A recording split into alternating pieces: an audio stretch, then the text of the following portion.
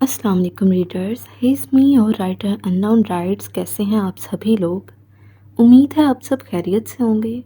Episode start کرنے سے پہلے آج میری آواز جیسی بھی آئے برداشت کیجیے گا، کیونکہ گلے میں شدید قسم کا پین ہو رہا ہے، بٹ وائس ریکارڈنگ بھی ضروری ہے کیونکہ بہت زیادہ لوگ وائس سنتے ہیں۔ تو جیسا بھی پھٹا ہوا ڈھول بے شک آئے، لیکن آپ لوگوں نے گھبرانا بالکل نہیں ہے، بھاگنا بھی نہیں ہے، بس نے سننا ہے۔ چلیں اسٹارٹ کرتے ہیں آج کی ایپیسوڈ، قسط نمبر 34، پارٹ نمبر 2۔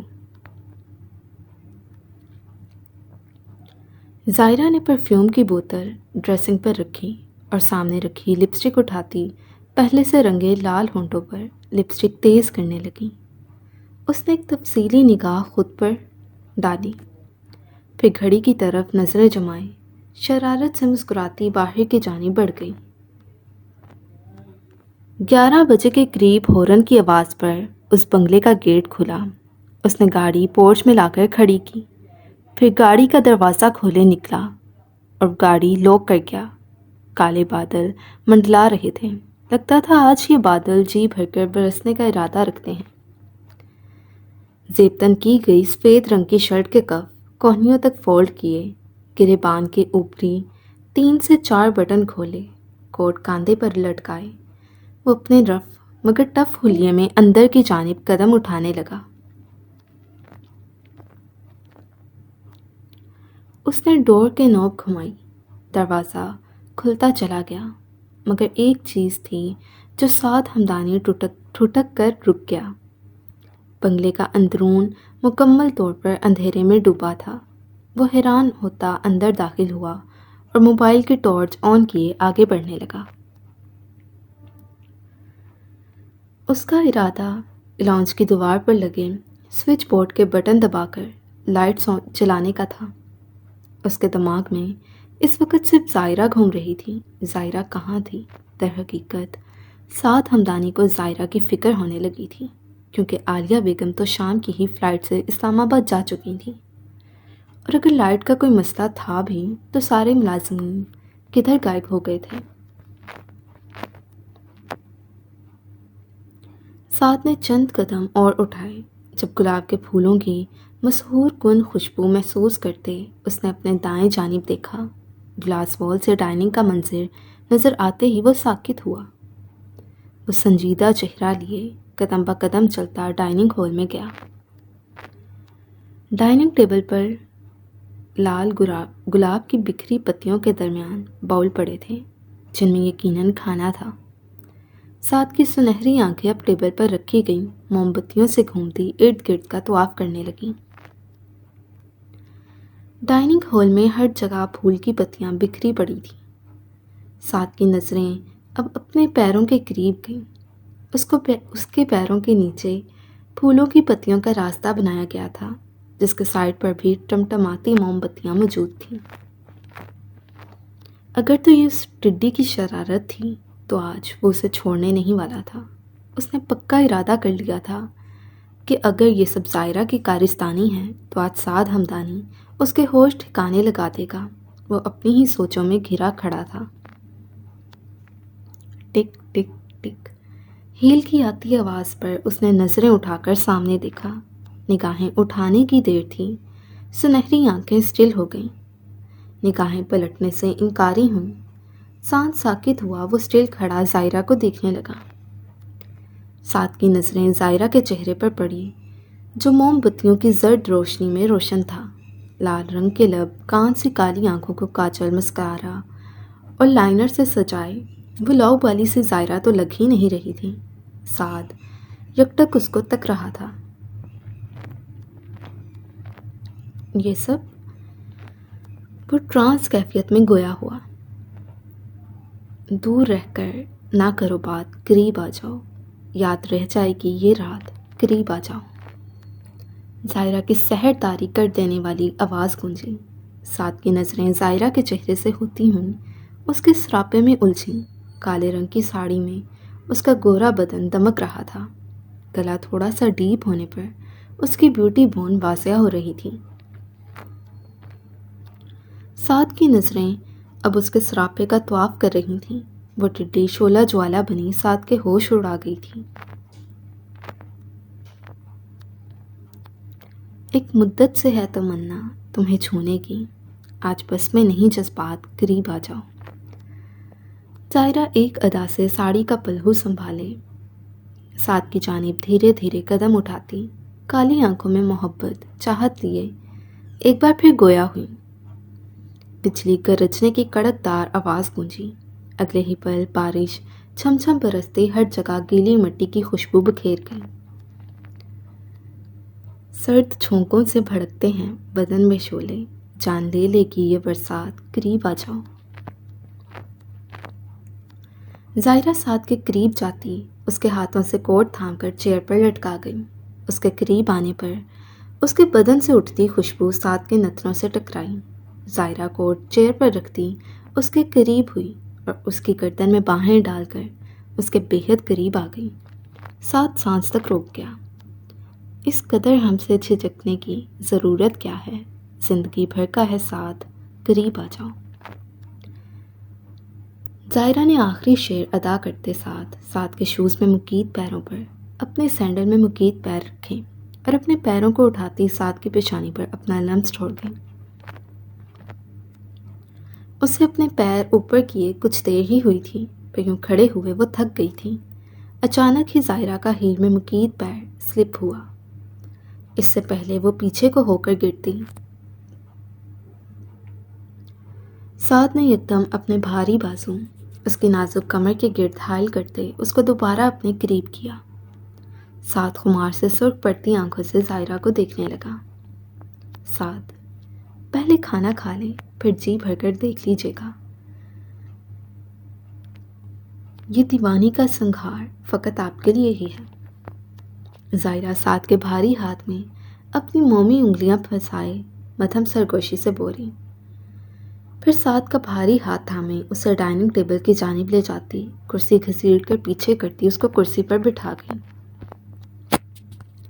سعد کی نظریں ہنوز ظاہرہ پر جمی تھیں۔ سعد کو بٹھانے کے بعد ظاہرہ اس کے قریب کھڑی ہوتی آگے بڑھی اور چائنیز رائس نکالتی اس کی پلیٹ میں رکھنے لگی۔ میں نہیں جانتی آپ کو کھانا کیسا لگے گا، بٹ میں نے پوری ٹرائی کی ہے کہ آپ کو پسند آئے، ظاہرہ بول رہی تھی جبکہ سعد کی نظریں اس کی ساڑی کے بلاؤز سے جھانکتی سفید کمر پر ٹکی تھیں۔ سعد کے گلے میں گلٹی ابھر کر معدوم ہوئی۔ اس نے اپنا فوکس کھانے کی جانب کرنا چاہا مگر ایسا ممکن نہ ہوا۔ ایک کرسی گھسیٹ کر ظاہرہ سعد کے قریب ہی ٹکتی، چمچ میں چاول بھرتی سعد کے نابی لبوں کے قریب کر گئی۔ سعد نے ایک نظر ظاہرہ کی جانب دیکھا، پھر اس کے ہاتھ میں پکڑے چمچ کی جانب دیکھا۔ ظاہرہ نے مسکرا کر وہ چاولوں سے بھرا چمچ اپنے منہ میں ڈال گئی۔ آئی سویئر سرتاج جی، میں نے کچھ نہیں ملایا۔ ظاہرہ سعد کا شک سمجھ چکی تھی، تبھی ہنسی دباتی گویا ہوئی۔ سعد آگے بڑھ کر اس کے ہاتھوں سے کھانا کھانے لگا، پر نظریں اسٹل ظاہرہ کے حسین چہرے پر مرکوز تھیں۔ سنہری آنکھیں لمحہ بلمحہ سرخ ہوتی چلی جا رہی تھیں۔ کھانا کیسا لگا؟ اچانک ہی ظاہرہ چہک کر گویا ہوئی، بہت اچھا۔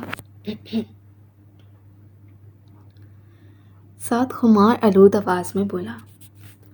وہ اس منظر میں اس قدر ڈوبا ہوا تھا کہ ظاہرہ کی شرارت سے چمکتی آنکھیں نہیں دیکھ پایا تھا۔ ڈیزرٹ بھی ٹرائی کریں؟ ظاہرہ کسٹرڈ پڈنگ پلیٹ میں نکالے سعد کی جانب بڑھا گئی۔ سعد نے بنا کسی دیری کے منہ کھولا اور بھرا چمچ اپنے منہ میں ڈال گیا۔ کچھ ہی سیکنڈز بعد سارا خمار ہوا ہوا۔ اس نے سخت نگاہوں سے ظاہرہ کی جانب دیکھا جو ناسمجھی سے اسی کی جانب دیکھ رہی تھی، پر اس کی یہ حسین آنکھیں، یہ شرارت سے چمکتی آنکھیں ہی تو بتا رہی تھیں کہ وہ ٹڈی اپنا کام دکھا چکی ہے۔ کیسا لگا؟ ظاہرہ نے اپنے پہلے والے انداز میں سوال داغا۔ سعد کچھ نہ بولا، بس سرخ پڑتے چہرے سے ظاہرہ کو دیکھتا رہا۔ ظاہرہ کا ضبط جواب دیا۔ اگلے ہی پل اس کا ایک خوبصورت کھنکتا قہقہا ڈائننگ ہال میں گونجا۔ مجھے اب چلنا چاہیے، اس سے پہلے میری شامت آئے۔ ظاہرہ ہنستے ہوئے گویا ہوتے فوراً ہی چیئر سے کھڑے ہوتے بھاگنا چاہا۔ اس سے پہلے وہ ٹڈی ڈائننگ سے رفو چکر ہوتی سعد نے جلدی سے اپنا بھاری ہاتھ اس کے پیٹ میں لپیٹا اور اسے اپنی جانب کھینچ گیا۔ توازن برقرار نہ رکھنے کی وجہ سے وہ سعد کی گود میں آ کر گری۔ اب وہ پھٹی پھٹی آنکھوں سے سعد کو دیکھنے لگی۔ سعد کا ایک ہاتھ زائرہ کی پشت پر رنگ رہا تھا، جبکہ دوسرے ہاتھ سے وہ اس کا پیٹ تھامے ہوئے تھا۔ سر؟ اس کی آنکھوں کی خماری دیکھ زائرہ کی زبان لڑکھڑا سی گئی تھی۔ اتنا نمک کھلا کر اگر میرے منہ کا ٹیسٹ خراب کیا ہے تو اس کو صحیح بھی تو تمہیں ہی کرنا ہے نا۔ سعد اس کی گردن پر جھکتا ایک گہری سانس انہیل کیے اس قدر خماری سے گویا ہوا کہ زائرہ کے رونگٹے کھڑے ہو گئے۔ میں پانی دیتی ہوں سر، زائرہ اسے خود سے دور کرنے کی کوشش کرتے گویا ہوئی۔ سعد نے خمار آلود نگاہیں اٹھا کر زائرہ کی جانب دیکھا، پھر ایک جھٹکے سے اس کے بال چکرتا اس کا چہرہ اوپر کر گیا۔ اگلے ہی پل اس نے سامنے پڑی نائف اٹھا کر زائرہ کے گال پر رکھی۔ زائرہ سانس روک گئی۔ اب وہ آنکھیں کھولے سعد کو دیکھ رہی تھی۔ اس شہد جام کے ہوتے ہوئے پانی کا طلبگار کوئی پاگل ہی ہوگا۔ سعد اس کے گال سے نائف کا کونا سرکاتا اس کے ہونٹوں پر رکھے گویا ہوا۔ زائرہ کے گلے میں گلٹی ابھر کر معدوم ہوئی۔ اگلے ہی پل سعد نے ایک جھٹکے سے نائف دور زمین پر پھینکی اور زائرہ کو بنا کوئی مزاحمت کا موقع دیے اس پر جھک گیا۔ نائف پھینکنے پر خاموش پڑے بنگلے میں ایک آواز گونجی۔ اس کی اتنی شدت پر زائرہ نے سختی سے اس کا کالر تھاما۔ سعد کے عمل میں اس کے انداز میں اس قدر شدت تھی کہ زائرہ جیسے کانفیڈنٹ لڑکی بھی بکھلا کر رہ گئی تھی۔ آکسیجن کی قلت ہونے کی وجہ سے زائرہ نے اسے خود سے دور کرنا چاہا۔ زائرہ کو بری طرح مزاحمت کرتے پھر مزاحمت کا بند ہوتے دیکھ سعد نے اپنی سرخ ہوتی آنکھیں کھولیں اور زائرہ کو دیکھا، جو کانپتے لبوں کے ساتھ تیز تیز سانسیں بھر رہی تھی۔ اگلے ہی پل اس نے ہاتھ مار کر سامنے ٹیبل پر رکھی گئی پلیٹس اور پانی کا گلاس آگے کو کھسکایا اور ایک جھٹکے سے زائرہ کو اٹھاتا ٹیبل پر بٹھا گیا۔ زائرہ جس کا تنفس پہلے ہی صحیح نہ ہوا تھا، اب تو اس کا دم گھٹنے کے در پر تھا۔ سعد اس کے ارد گرد باہیں ٹکائے اس قدر جھکا ہوا تھا کہ زائرہ تقریباً ٹیک لگانے کے انداز میں دونوں ہاتھ کوہنیوں سمیت ٹیبل پر ٹکائے آنکھیں کھولے سعد کو تک رہی تھی۔ اسے سعد کی آنکھوں میں ٹھاٹھے مارتا جذبات کا سمندر دیکھ خوف آنے لگا تھا۔ اسے لگ رہا تھا وہ سوئے شیر کو جگا چکی ہے جو اب تمام حدیں پار کر جانے کے در پر تھا۔ اس بار زائرہ کی ترکیب اسی پر ہی الٹی پڑ رہی تھی۔ اس سے پہلے یہ برسات تمہاری جان لے زائرہ، آج میں اپنی ٹڈی کی جان لینا چاہتا ہوں۔ زائرہ کے چہرے کی ہوائیاں اڑیں۔ سعد کے ہاتھ مسلسل اس کی کمر پر رنگ رہے تھے۔ اب سعد کے ہاتھ اس کی کمر سے ہوتے ہوئے تھوڑا اوپر آئے۔ اسے باقاعدہ محسوس ہو رہا تھا سعد اب اس کے بلاؤز کی ڈوریوں سے چھیڑ کھانی کر رہا ہے۔ اتنا قریب آؤں گا تمہارے، اتنا قریب کہ آج کی یہ رات تمہیں ہمیشہ یاد رہے گی۔ وہ اسی کی پڑھی گئی غزل کی سطریں اسے اپنے انداز میں لوٹا رہا تھا۔ سعد خمار آلود آواز میں بولتا اس کی واضح ہوتی بیوٹی بون پر جھک چکا تھا۔ سر؟ زائرہ بکھلا کر بولی، پر وہ سن کہاں رہا تھا۔ اگلے ہی پل اس نے ڈوریوں کو بے رحمی سے کھینچا، ڈوریاں ٹوٹتی چلی گئیں۔ سر؟ موتی کے ٹوٹ کر گرنے کی آواز کے ساتھ زائرہ کی شدید بکھلاہٹ اور حیرت میں ڈوبی آواز گونجی۔ زائرہ نے یکدم اسے خود سے دور کرنا چاہا، پر اس پر تو جیسے آج کوئی بھوت سوار ہو گیا تھا۔ سر نہیں ٹڈی، سعد تمہارا شوہر۔ سعد نے ایک جھٹکے سے بلاؤز اس کے کندھے سے سرکاتے اس کا رخ ہلکا سا پلٹا۔ شفاف کمر واضح ہوئی۔ اب وہ سعد کا جا بجا سلگتا لمس اپنی نازک کمر پر محسوس کر رہی تھی۔ سعد کی شدتیں اس کی برداشت سے باہر ہوتی چلی جا رہی تھیں۔ پلیز نہیں کریں، وہ سعد سے التجا کرنے لگیں، ہاتھوں کو تو وہ ہلانے سے قاصر تھی۔ سعد نے اپنی سخت انگلیاں اس کی نازک انگلیوں میں الجھائے اس کے ہاتھوں کو لاک کیا ہوا تھا۔ ٹڈی، اگر جذبات تمہارے بس میں نہیں تو آج جذبات میرے قابو میں بھی نہیں رہے۔ ساتھ ایک جنونی شدت بھرا لمس اس کی کمر پر چھوڑا اور اسے سیدھا کر گیا۔ ظاہرہ پھولی سانسوں کے درمیان اسے دیکھنے لگی۔ سردی کے اس موسم میں بھی اس کا وجود پسینے سے بھیگ چکا تھا۔ اسے تو لگا تھا اس کی اس حرکت پر ساتھ چڑھے گا، اسے ڈانٹے گا اور وہ اس کے قریب جاتی اس کو اور زیادہ تنگ کرے گی، پر یہاں تو سین ہی سارا الٹا ہو چکا تھا۔ آج سعد ہمدانی نے ظاہرہ کے ہوش ٹھکانے لگا دیے تھے۔ ظاہرہ نے ایک ہاتھ سے ساڑی کا بلاؤز تھاما ہوا تھا۔ سعد نے ظاہرہ کے ہاتھ بڑھا کر بلاؤز اس کے کندھے سے ہٹایا۔ اب کمر کے بعد ظاہرہ کا نازک کندھا سعد کی شدتیں برداشت کرتا سرخ ہو رہا تھا۔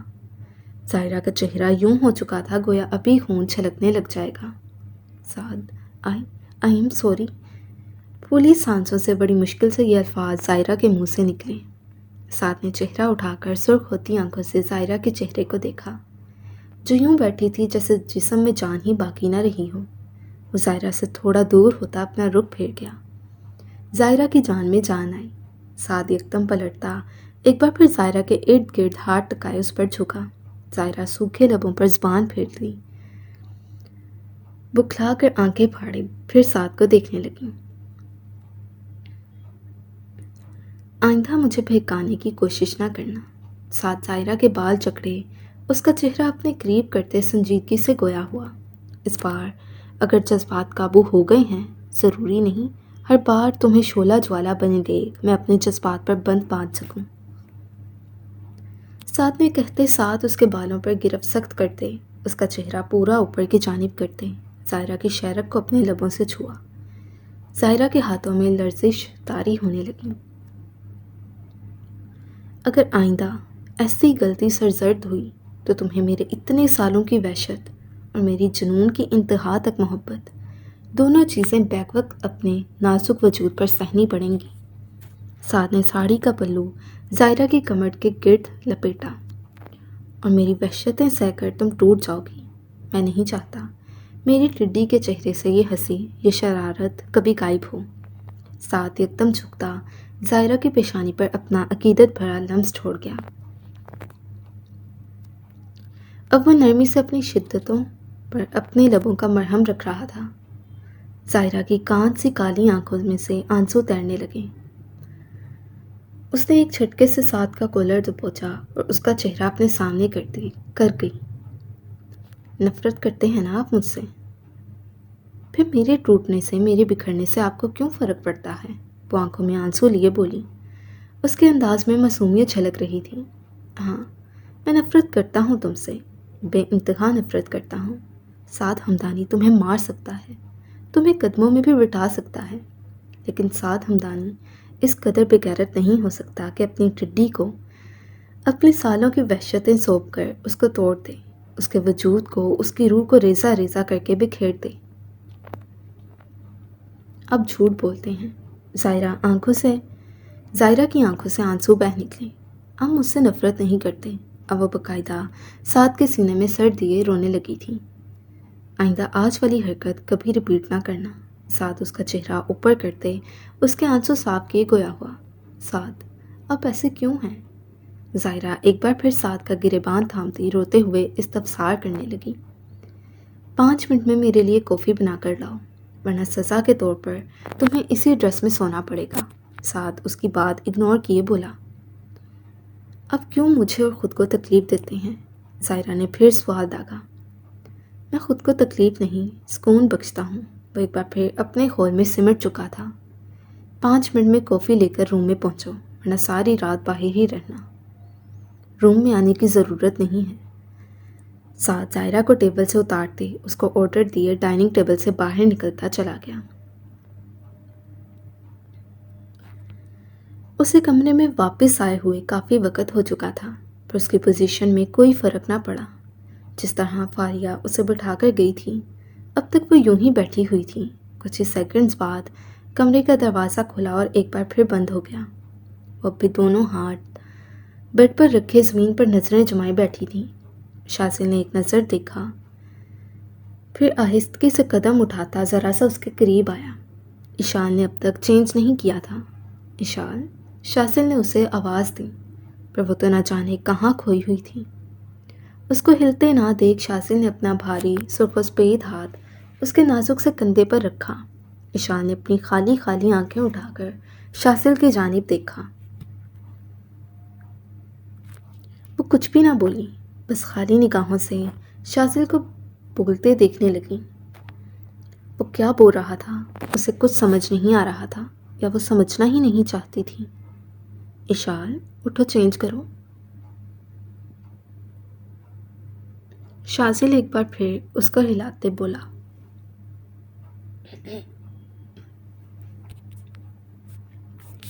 آپ کو ایسا نہیں کرنا چاہیے تھا۔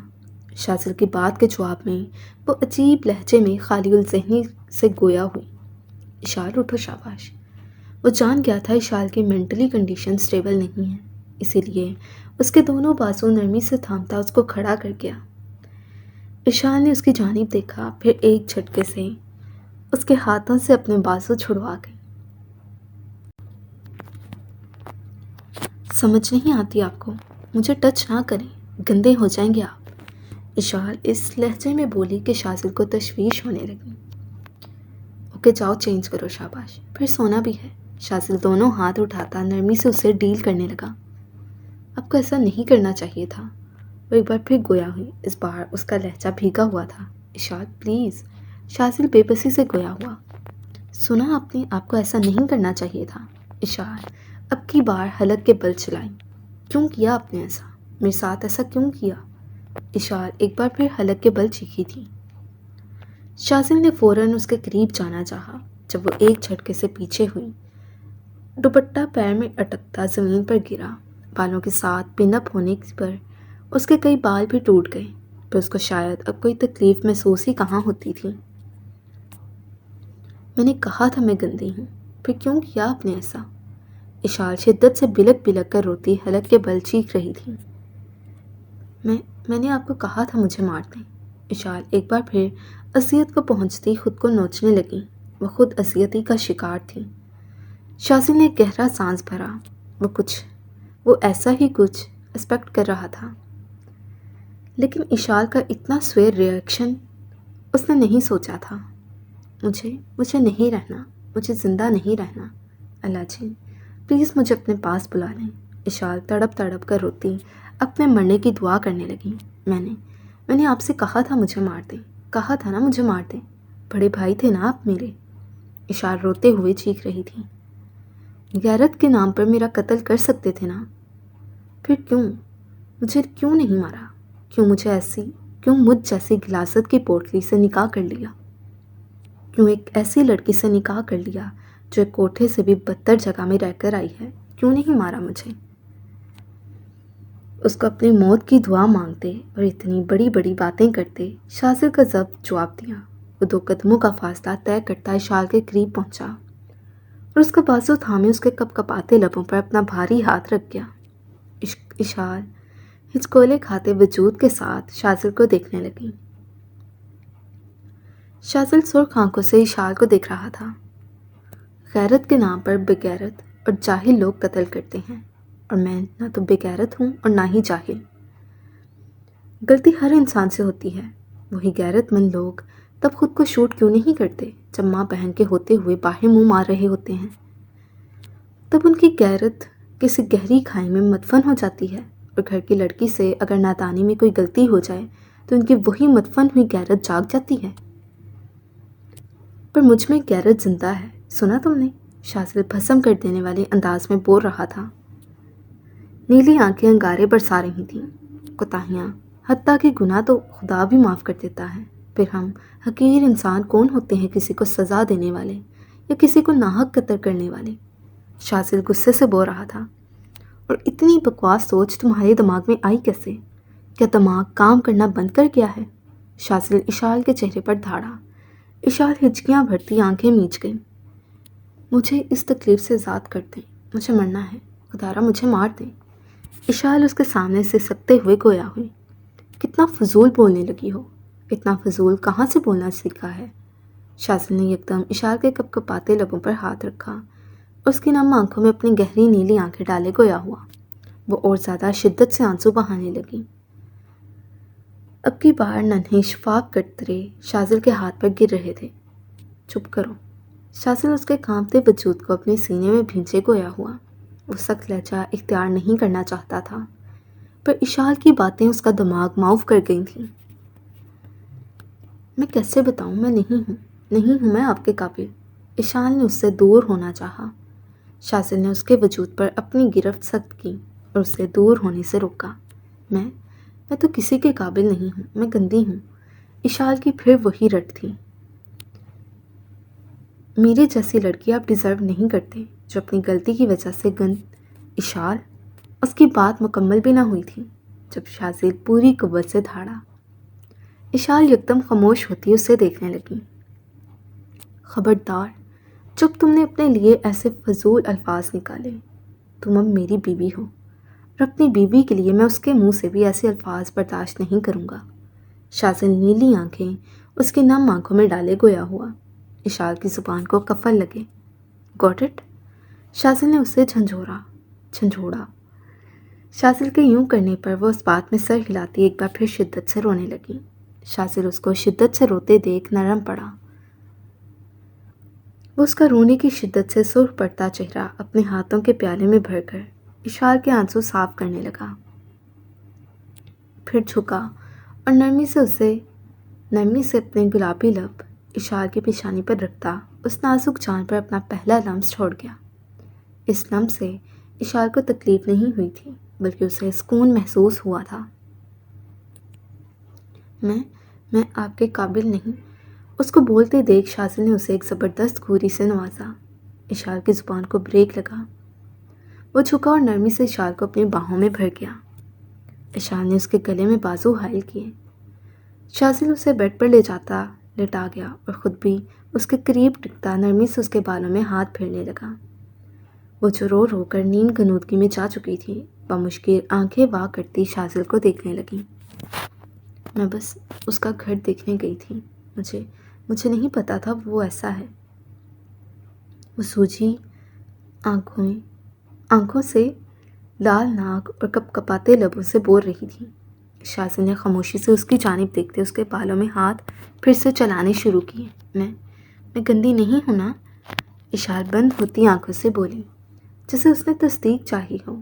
اشال کی بات سن کر شازل کی نیلی آنکھیں یکدم کھارے پانی سے بھر گئیں۔ نم آنکھیں لیے اس نے نفی میں سر ہلایا۔ اگلے ہی پل جھکتا وہ اشال کی پیشانی پر اپنے سلگتے لب رکھ گیا۔ اشال نے آنکھیں بند کیں۔ کئی سیکنڈز وہ یوں ہی اس کی پیشانی پر لب رکھے بیٹھا رہا۔ لاگ ضبط کے باوجود نیلے سمندر سے کھارے پانی کا ایک قطرہ بہتا اشال کی پیشانی پر گرا۔ اشال کے وجود میں حرکت محسوس نہ کر کے اس نے اپنا جھکا سر اٹھایا۔ وہ دوائیوں کے زیر اثر سو چکی تھی۔ اس نے اشال کی پیشانی سے پانی کا قطرہ صاف کیا، پھر اس کا نازک ہاتھ پکڑے اپنے لبوں سے لگا گیا۔ اب وہ ہاتھ بڑھائے اشال کی جویلری اتارنے میں مصروف تھا۔ اشال کی جویلری اتارنے کے بعد اس نے اشال پر کمفرٹر صحیح کیا۔ میرا ٹیڈی گندا نہیں ہے، گندے تو وہ لوگ ہیں جن کی وجہ سے تم اس حال میں ہو۔ جلد ہی ASP شازل اپنی بیوی کا بدلہ ہر ریک کو برباد کر کے لے گا۔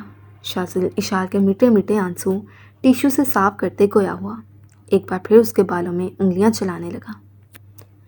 سو ریڈرز، یہ تھی آج کی episode. Hope so you like it. اگر آپ کو پسند آئی ہے تو ویڈیو کو لائک کرنا مت بھولا کریں، کمنٹ لازمی کیا کریں تاکہ مجھے آپ کی رائے کا پتہ چل سکے، اور سبسکرائب کرنا تو بالکل بھی مت بھولا کریں، وہ تو سب سے ضروری ہے۔